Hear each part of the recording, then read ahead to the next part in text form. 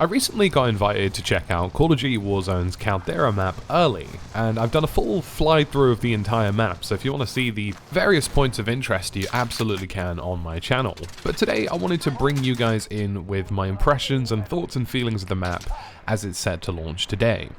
And honestly, I think Caldera is a fantastic step in the right direction, and things are looking up for Call of Duty in a good way. This map is very promising, it speaks to a lot of lessons that have been learned, and hopefully balancing is also an improvement and an area that will continue to get better in Call of Duty Warzone. Now all of this is underpinned by the new introduction of ricochet anti-cheat, and this needs to be effective, and it needs to be something that works incredibly well.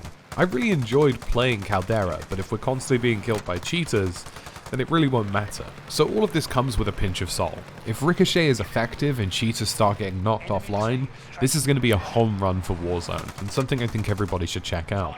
But if it doesn't work, then this is something that could be a little bit tricky, because the map and the content itself is fantastic, but if not a lot changes in terms of the cheater front, then that's going to be a sticking point for a lot of people. So let's talk about the map itself. And honestly, Caldera for me is a 10 out of 10. It ticks all of the boxes and does everything right, and it learns so much from the mistakes of Verdansk. And many people think Verdansk is a good map, and in some ways it was, but in terms of a battle royale map, it actually made a lot of mistakes.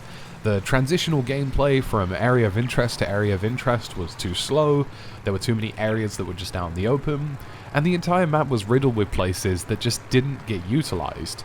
The salt mine, the prison, the whatever the hell the radar dishes were up in the northwest of the map.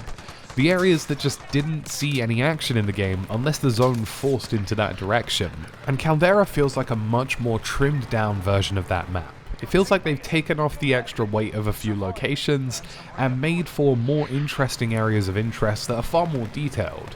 Each area of interest seems to have much more going on for it, different dynamics of gameplay, and definitely has an emphasis on being more of a gameplay based map than a map. In Verdansk, sometimes it felt like they were trying to give you an accurate depiction of an area as opposed to giving you a good combat situation. Whereas in Caldera, places like the ruins are very obviously an arena-style shoot-up design that has been made within the map. There have been conscious decisions to build all of the new points of interest as areas that will play out good combat situations, allow for good movement, allow for good mobility, and allow people to present themselves in such a way that's really effective. And I think that's a really great change. And the biggest thing for me is that they focused really highly on removing elements of Verdansk that were really annoying. Camping is less of an issue here because there are far more ways to move into a position. Lots of zip lines, ladders, and staircases. There's also far fewer high-rise buildings that have no access to them except for one elevator or zip line. In fact, I'm fairly confident every building in the game has at least 2 points of entry to allow people to contest points of interest and actually fight amongst them.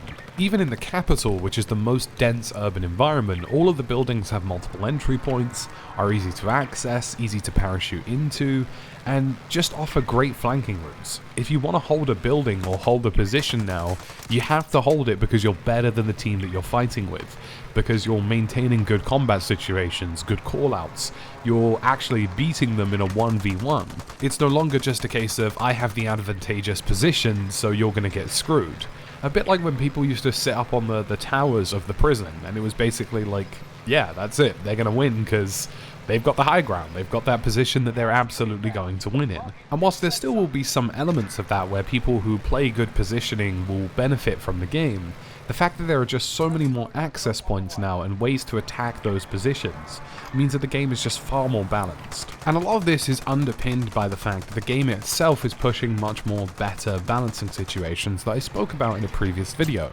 Frustrating elements of the game such as gas mask animations, stun grenades being overpowered, things like stopping power rounds are being deleted from Caldera, and many of the changes seen in Iron Trials are being ported over to the base version of the game.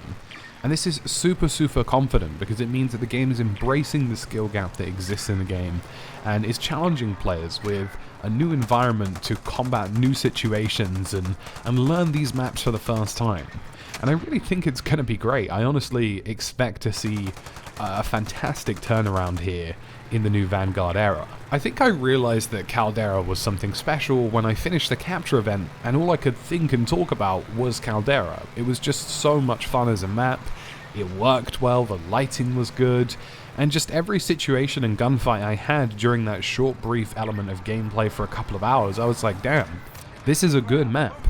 And all of the concerns about Caldera, you know, whether or not there'd be enough cover, whether or not the lighting would work, you know, whether or not there'd be elements of the game that were frustrating, seem to have been minimized. There's definitely a lot of cover on Caldera, and it's definitely easy to move between objective and objective, and the lighting works fantastically in a way that's very much similar to Rebirth Island. And with all of the necessary balancing changes, this is the most excited I've been for Warzone in easily a year. The new map is a bonus, but just the embracing and the embracement of a game that is skill-based, a game that can have a skill gap and doesn't necessarily have to feel bad for having a skill gap. A game that's embracing the fact that balancing is a critical issue and something that needs to be focused on. Now, if your top 1% of the Warzone community are telling you something is broken, that's because it's broken, and Warzone is one of the few games where the super try-hard sweaty players can actually tell you a lot about what is working and what isn't working for the vast majority of players. The conversation around stun grenades only really happened between professional players, but in reality, stun grenades have always been overpowered and always been overbearing in Warzone, so that change has been made. Ultimately with Warzone, it's about less bullshit and feeling more like you're in control of a situation. Feeling like you lost a gunfight or won a gunfight on the basis of your own skill, not the basis of some random piece of balance or a cheater or something really annoying with the map. And I feel like they're getting really close to that formula. But it all comes down to one finite thing: quality of life and the cheating situation. If quality of life can be improved in Warzone and next-gen consoles get a real next-gen version that utilizes 120Hz, that has less aggressive resolution scaling, that has an FOV slider, then I think that's going to make a substantial difference. Because although I don't think, you know, super ancient hardware like the PS4 and Xbox One can handle that kind of stuff and handle an FOV slider, I do feel as though those on next-gen consoles deserve that performance bump. And then we have Ricochet anti-cheat. And this seemingly is having a weird rollout. It's starting in the APAC region and over in Asia, and then it's rolling out to the rest of the world. And I understand why they're doing this. They're doing this to test it and make sure that it doesn't brick everybody's game or cause problems. But I think people were expecting it to be fully functional on launch and not just operating server-side. The actual kernel-level anti-cheat isn't coming to Europe or North America until a later date, so that's something to be wary of. But I do honestly feel like the stars are nearly aligned for Warzone here. They have a very good opportunity to have a really enjoyable experience in Caldera that feels fun, that feels balanced, that feels competitive, that has less cheaters. It's all there. The elements and the cards are all there, and Raven Software are really, really close to absolutely nailing it. Weapon balance is also going to be an important factor, and honestly, from what I played in the capture event, although there are going to be some balancing changes, it feels as though that the Vanguard weapons aren't as good as the Cold War and Modern Warfare ones at a start, and they'll probably slowly buff them over time to make them more competitive, which is far better than all of them being super overpowered and them having to nerf them to make them fall in line. But that's my thoughts with Caldera, and I'm going to be streaming it live and doing all sorts with it over the next couple of weeks, which I'm really looking forward to. And yeah, I'm excited about Warzone again, and I haven't been able to say that for a while, and it's something that I feel good about, really. Warzone is one of those really annoying games where, like, you play the game and you know when it goes well and when it's working and when it's functional, it's a lot of fun. But when it goes wrong, it can be really frustrating. And hopefully some of that frustration has finally been dispatched from the game. So that's my hope for it all. Now, we're on the road to 100,000 subscribers, so feel free to leave a sub, leave a like, and I'll catch you guys again in the next video.